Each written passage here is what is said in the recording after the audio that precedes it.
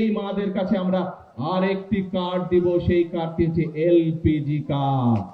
কার্ডের বেড়াজালে সাধারণ মানুষ। স্বাধীনতার মূল্য কি শুধু নতুন নতুন কার্ড?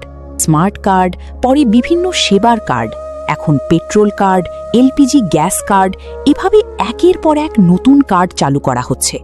এতে মানুষের জীবন সহজ হওয়ার বদলে আরও জটিল হয়ে উঠছে বলে অভিযোগ উঠেছে।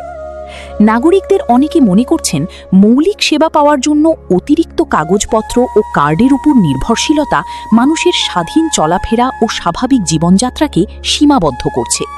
জ্বালানি, গ্যাস বা অন্যান্য প্রয়োজনীয় সেবা যদি কার্ডের মাধ্যমে নিয়ন্ত্রণ করা হয়, তাহলে সাধারণ মানুষকে বাড়তি ভোগান্তির মুখে পড়তে হবে।